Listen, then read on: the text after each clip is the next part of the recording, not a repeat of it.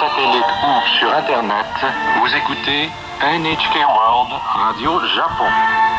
Voici maintenant nos émissions en langue française. Pour le programme précis des retransmissions, visitez notre site web http://nhk.jp/French. French. Restez à l'écoute.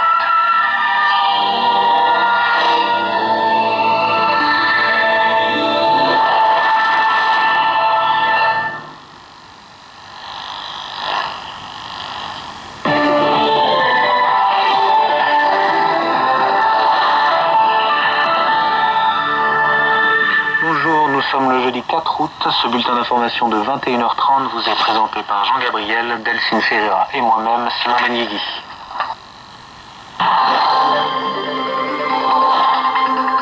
Bonjour, voici les principaux titres de ce journal. Les médias officiels nord-coréens n'ont pas évoqué les derniers lancements de missiles balistiques.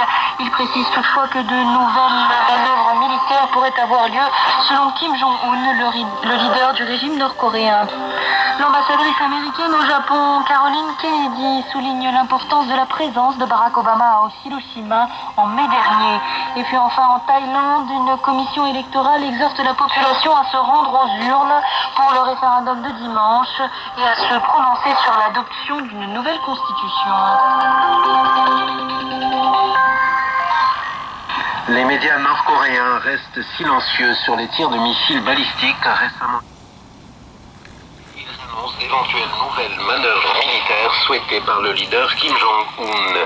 Dans son édition de jeudi, le journal du Parti des travailleurs nord-coréen, le Nodong Sinmun, fait savoir que Kim Jong-un a prononcé un discours lors d'un congrès militaire de 2 jours qui a pris fin mercredi à Pyongyang. Il aurait insisté sur le fait que l'armée doit se conformer strictement aux ordres et aux instructions du parti. Kim Jong-un aurait par ailleurs déclaré que son pays mènerait des manœuvres militaires supposant une quasi-situation de conflit armé en vue de se tenir prêt à rendre les armes.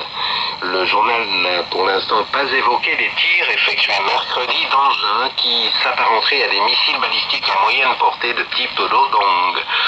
Pyongyang a vivement réagi au déploiement prévu du système américain de défense antimissile THAAD en Corée du Sud, ainsi qu'aux manœuvres militaires conjointes des armées américaines et sud-coréennes programmées à la fin du mois.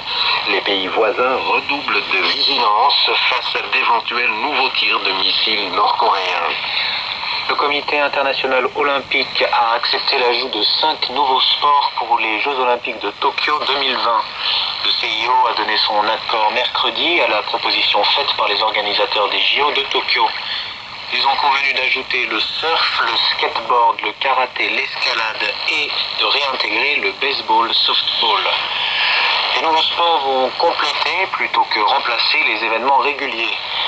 La gouverneure de Tokyo, Yuriko Koike, a publié un communiqué à la suite de la décision du CIO. Dans le communiqué, Madame Koike se dit heureuse de savoir que des sports proposés par le Japon seront ajoutés à la liste de ceux des JO de Tokyo. Elle précise que le baseball, le softball et le karaté sont extrêmement populaires au Japon. Elle espère qu'ils susciteront l'euphorie. Madame Koike a par ailleurs ajouté que le skateboard, l'escalade et le surf sont populaires auprès des jeunes du monde entier et elle espère qu'ils ajouteront un nouvel attrait aux Jeux Olympiques. Une équipe de 10 sportifs réfugiés a été chaleureusement accueillie au village olympique de Rio de Janeiro au Brésil. L'équipe a été promue par le Comité international olympique, le CIO, pour la première fois dans l'histoire des Jeux. Il s'agit de donner aux une chance de participer aux JO.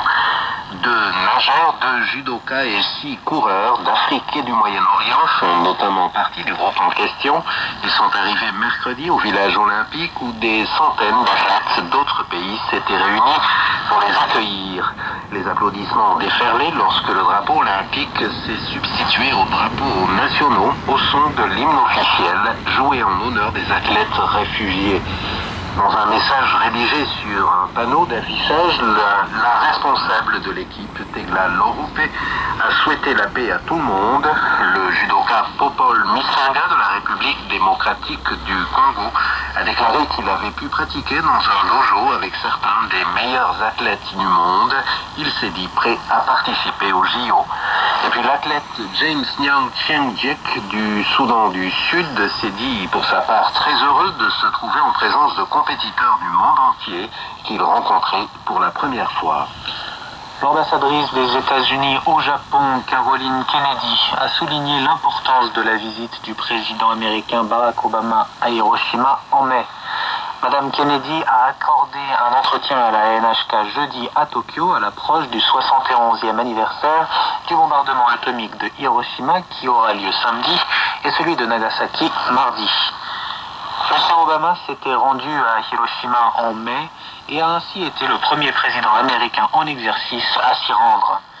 Dans l'interview exclusive, l'ambassadrice a indiqué que la visite du président des États-Unis était tout aussi importante pour les Américains que pour les Japonais.